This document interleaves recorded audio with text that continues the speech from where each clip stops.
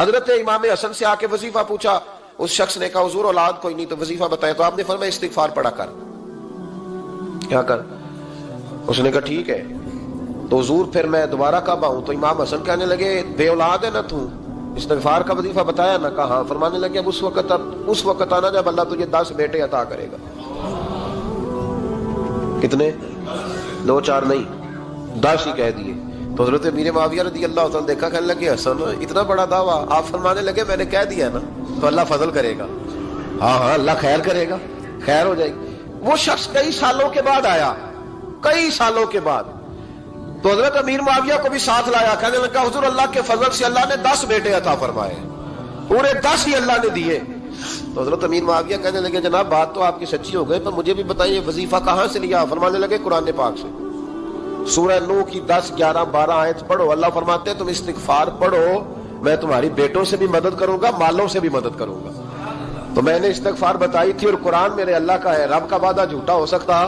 فرمایا 10 بیٹے ملنے تھے، میں نے کہہ جو دیا تھا۔ اور میرے بھائیوں یاد رکھیں، استغفار اللہ کی رحمت نازل کر، ایک ہوتا ہے خوف، ایک ہوتی ہے خشیت۔ خوف والے لوگ توبہ کرتے ہیں، خشیت والے استغفار کرتے ہیں۔ ایک ہوتا ہے خوف، ایک ہوتی ہے خشیت والے استغفار کرتے ہیں۔ نبی کریم علیہ السلام نے فرمایا میں دن میں 100 مرتبہ استغفار کرتا ہوں، دن میں۔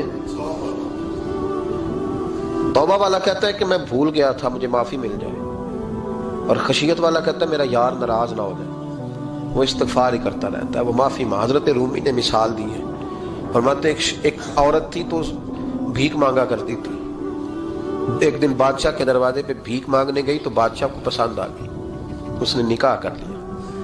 20 کنیزائیں اس بی بی کے پاس تھی خدمت کرنے کے لیے، روٹی دینے کے لیے، کپڑا دینے کے لیے، لیکن وہ ہر وقت روتی رہتی تھی، ہر وقت روتی۔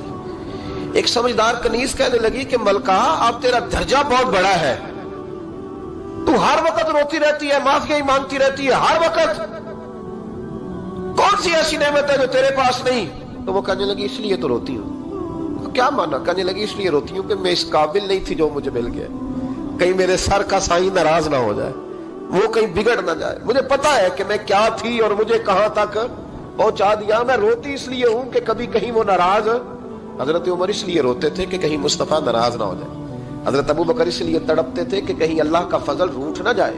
یہ جو مولا علی اپنے کمرے میں بیٹھ کے زور زور سے استغفار پڑھتے تو اس لیے نہیں کہ بڑے پاپ تھے جن کی معاذ اللہ معافی مانگتے تھے، اس لیے کہ رب رسول کہیں ناراض نہ ہو۔ خشیت تھی کہ جہاں ہم پہنچے ہوئے کہیں وہاں سے واپس۔ استغفار بندے کی اللہ سے صلح کرا دیتا ہے، بندے کی رب سے صلح ہو جاتی ہے جب استغفار۔ دیکھیں نا بڑی سادی سی بات ہے کہ 2 بھائی ناراض ہو تو بڑا کہتا ہے اس نے میری بے ادبی بڑی کی، تو چھوٹا اگر پاس آ جائے اور پیر پکڑ لے کہ چل یار معاف کر دے، تیرا بھائی نہیں۔ پتہ کیا ہوتا ہے؟ صرف معافی نہیں ملتی، ہاں ہاں صرف معافی نہیں، چھوٹے نے بے ادبی کر دی، بڑے کو تکلیف ہوئی، بات جب آگے بڑھی نا تو بڑے نے شکوہ کیا، جب لوگوں نے چھوٹے کو سمجھایا تو چھوٹا جب معافی مانگتا، ادھر دیکھو میری طرف، جب چھوٹا معافی مانگتا ہے نا اٹھ کے جاتا ہے اور بڑے کے پیر پکڑتا تو میرا معاف نہیں کرتا، بڑا رو بھی پڑتا ہے، بڑا رو بھی پڑتا ہے، اور وہ کہتا ہے کہ وہ میں اور تم اماں کے پاس اکٹھے بیٹھتے، ایک باپ کی موٹر سائیکل پہ اکٹھے بیٹھتے، تو تیرا اور میرا رشتہ اتیار تو نے یہ کیوں؟ وہ جو آنسو نکلتے ہیں نا وہ درد ہوتا ہے، وہ کیف ہوتا ہے، وہ سوز ہوتا ہے، وہ لذت ہوتی ہے، وہ پیار ہوتا ہے۔ رب کہتا ہے تو معافی مانگ، انہو کان غفارا، تو معافی مانگ، میں تجھے معاف بھی کروں گا، تیرے اوپر رحمت بھی فرماؤں گا، تیرے اوپر کرم نوازی بھی کروں گا، تجھے نواز دوں گا، تجھے عطا کروں گا۔ حضرت موسیٰ کلیم اللہ علیہ السلام کا زمانہ مبارکہ تھا، قحط پڑ گیا، بارش نہیں ہوتی۔ ہم لوگ نا اب تو خیر ہمارے پاکستان میں تو ٹیبل ٹاک ہوتی ہے، ٹاک شو ہوتے ہیں، ہمارے ہاں تو پتہ کیا جاتا ہے کہ بارش ہو کیوں نہیں رہی، پھر اس پہ یہ ہوتا ہے کہ دھواں بڑا چڑھ گیا ہے، حالات بڑے خراب ہیں، فلاں ایسے ہو گیا قحط کا۔ ہم تو اسباب تلاش کرتے رہتے ہیں نا جی، فوق بہت زیادہ ہے، فلاں چیز ایسے ہے، فلاں چیز ایسے، ہم تو یہ تلاش کرتے رہتے ہیں۔ وہ لوگ یوں نہیں کرتے تھے، وہ سیدھے جا کے مسلوں پہ بیٹھتے تھے، اس لیے کہ وہ کہتے تھے جب رب چاہتا ہے تو پھر کوئی چیز کسی چیز کو روک سکتی، وہ سیدھے مسلے پہ بیٹھتے۔ اعلیٰ حضرت فاضل بریلوی رحمۃ اللہ علیہ کے پاس ایک مولانا محمد حسین آئے، وہ فلکیات کے بڑے ماہر تھے، تو اعلیٰ حضرت نے فرمایا ذرا ستاروں کا حساب لگا کے دکھاؤ بارش کب ہوگی؟ کہنے لگا پورا مہینہ تو نہیں ہوگی، تو اعلیٰ حضرت رحمۃ اللہ علیہ فرمانے لگے کہو کہ میرا علم کہتا ہے مہینہ نہیں ہوگی، اللہ چاہے تو ابھی ہو سکتی ہے۔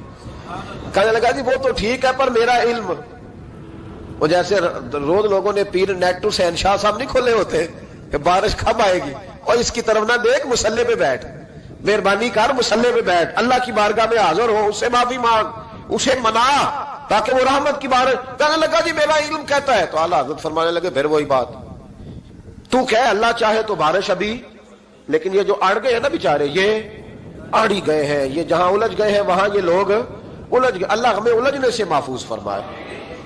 تو اعلیٰ حضرت اٹھے تو فرمایا ٹائم کیا ہوا ہے گھڑی پہ؟ کہنے لگا جی 12۔ تو اعلیٰ حضرت نے گھڑی گھمائی، اب کیا بج گیا؟ کہنے لگا 4 بج گئے۔ فرمانے لگے بج گئے نا 4؟ کہنے لگا جی آپ نے گھڑی گھما جو دی ہے۔ فرمانے لگے اللہ بھی جب چاہے تو ستارے گھما دیتا ہے، اللہ بھی ستارے گھما دیتا ہے بارش۔ کہنے لگا جی وہ تو ٹھیک ہے پر مہینہ نہیں ہو سکتی، اڑا ہوا بندہ اس کا کوئی علاج ہے جو اڑ جو جائے، اس کے لیے قرآن کہتا ہے وَإِذَا خَاطَبَهُمُ الْجَاهِلُونَ قَالُوا سَلَامًا، اسے سلوٹ کرو دور سے، اسے کو تو جان اور تیرا۔ کہنے لگا جی ہو نہیں سکتی پورا مہینہ۔ فرمانے لگے یار تو جا اپنا کام کر۔ وہ شخص کہتا ہے میں نے دروازہ کھولا اعلیٰ حضرت کا، کمرے سے باہر نکلا تو تیز بارش ہو رہی تھی، واپس آیا تو میں نے کہا احمد رضا یہ عقیدہ کہاں سے لیا ہے؟ فرمایا دروازہ مصطفیٰ سے لیا ہے صلی اللہ علیہ وسلم۔ تو یاد رکھیں کہ اللہ کو منانا چاہیے، استغفار کرنا چاہیے، اس کی برکات۔ حضرت موسیٰ ساری قوم کو لے کے نکل گئے۔ آؤ بھائی میدان میں اللہ کی بارگاہ میں استغفار کریں اور بارش کا سوال کریں، بارش مانگے۔ جب باہر نکلے دیر تک دعائیں ہوتی رہیں تو حضرت موسیٰ علیہ السلام کو رب کریم نے وحی فرمائی کہ موسیٰ آپ کی قوم میں نے ایک شخص ہے جس کو 40 سال ہو گئے نافرمانی کرتے، اس نے رب سے صلح نہیں کی۔ کتنے لوگ ہیں؟ ایک، اور 40 سال سے وہ نافرمان ہے، اس کو مجمع سے نکال تو بارش ہو جائے گی۔ اگر ایک گناہ گار کی وجہ سے بارش رک جاتی ہے، اور جہاں دروازے کھلے ہوئے ہوں، جہاں تنہائیاں خوفناک ہوں، اور جہاں تباہی اتری ہوئی ہو، اور جہاں لوگ کروڑوں روپیہ مال ہڑپ کر گئے ہوں، اور جہاں علماء کو ہاتھ کڑیاں لگا کے ٹھنڈی زمینوں پہ لٹا دیا جائے، اور قوم کہہ رہی ہو اچھا ہوا اچھا ہوا، اور لوگ پھبتیاں اڑا رہے ہوں، مذاق کر رہے ہوں، تو پھر اس قوم پہ کس طرح کر کے فضل الہی۔ اور یہ مولوی کا معاملہ نہیں، یہ تو ممبر رسول کا معاملہ ہے۔ میرے مصطفیٰ نے یہ نہیں کہا پیر میرا وارث ہے، حضور نے فرمایا عالم میرے دین کے وارث ہے۔ ہاں حضور نے فرمایا جس نے عالم کے چہرے کا دیدار کیا سمجھے میں نے اپنے نبی کی زیارت کی ہے۔ لیکن یہاں تو خیر یہ عنوان نہیں، ورنہ میں اس پر جاتا ہے۔ تو کہا ایک بندہ ہے 40 سال سے اللہ کی نافرمانی کر رہا ہے، وہ اگر نکل جائے تو بارش ہو جائے گی۔ حضرت موسیٰ نے اعلان کر دیا بھی ایک شخص ہے، وہ اگر نکل جائے تو بارش ہو جائے گی۔ پتہ تو ہوتا ہے نا سب، مجھے بھی پتہ ہے کہ میں اندر سے کیسا ہوں، اور آپ کو بھی خبر تو ہوتی ہے نا جی۔ جب بات ہو رہی ہوتی ہے تو پھر پتہ تو چلتا ہے نا کہ بات کہاں جا کے سیٹ ہو رہی ہے، پتہ چلتا ہے نا۔ اسے بھی چل گیا پتہ، اب اندر ہی اندر رونے لگا۔ اور دیکھو امام رازی اور امام غزالی دونوں نے لکھا ہے کہ اس درد سے رویا، اس درد سے کہ ادھر والے کو بھی پتہ نہ چل جائے، مجمع کے اندر کھڑا ہے اور ادھر والے کو بھی استغفار، دیکھو ادھر والے کو بھی پتہ نہ چل جائے اور ادھر والے کو بھی کہیں ہجوم میں غم میں بھی توہین ضبط غم نہ ہوئی، ہم اس احتیاط سے روئے کہ آنکھ نم نہ ہوئی۔